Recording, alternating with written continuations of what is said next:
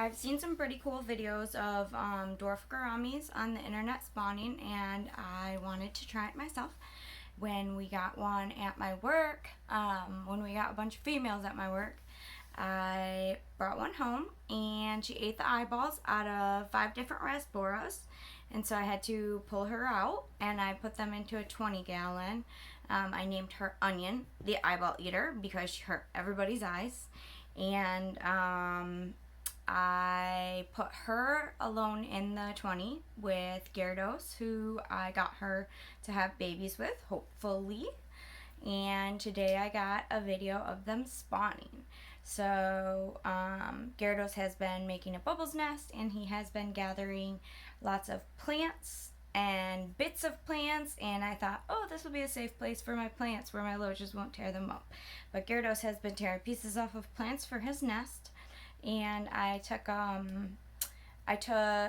some old plastic flower pot liners, and I cut them in half, and I glued some styrofoam to them to keep them afloat, to create little houses or little spaces for the gouramis to make their nests.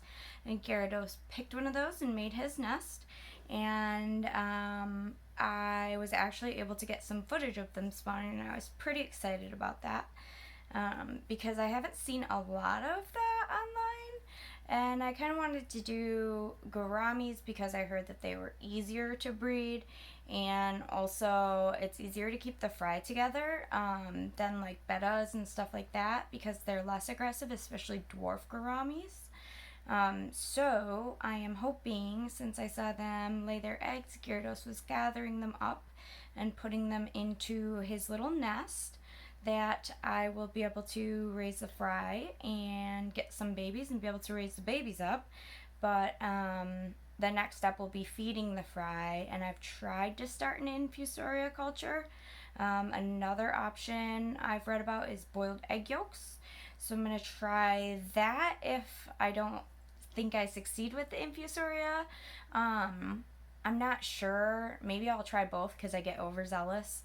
But I saw somebody who did like a really slow drip of the infusoria. So like made the infusoria culture and then put airline tubing into the middle of it, so it wasn't getting the debris from the bottom or any like scum from the top, and just like slowly dripping infusoria right out of the culture, because I saw somebody else who was feeding the fry 5 times a day, and I, with my work schedule, there's no way I could do that. So I'm kind of curious about that.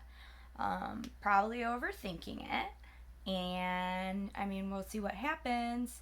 But I'm pretty excited, and I'm excited that I got a video of them spawning.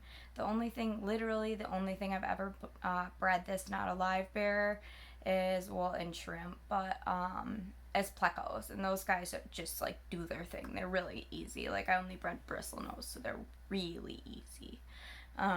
So I'm excited about this. Right now, they're the 2 gouramis, the pair, are in the tank by themselves. I set up a 20 long for them. And I have even tried to weed out shrimp, like our breeder at my work, which I've been working there for like not even 2 months. So there's just so much that I don't know. But our breeder at my work told me that even the shrimp, or one of our staff in the breeding room told me that even the shrimp, like cherry shrimp, could eat the fry. So I tried to weed them out. But those guys kind of make their way into everything. I just have them everywhere.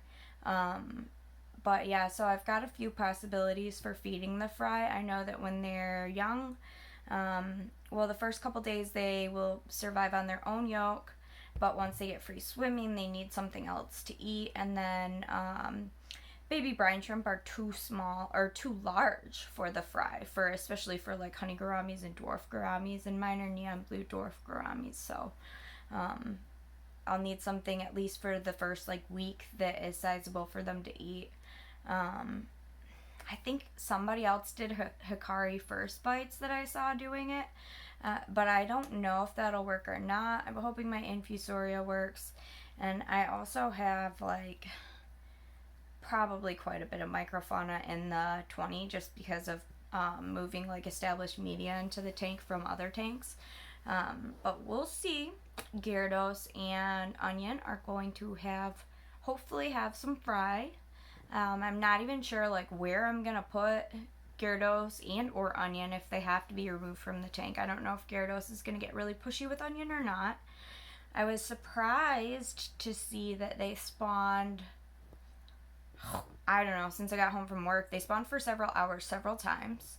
And it looked like at first Onion was releasing a lot of eggs. And every time they spawned, Onion did release some eggs, but by the end, it looked like they were trying really hard to get hardly any eggs. So I think Onion got all her eggs out. Gyarados' nest is big and nice. He's very dedicated.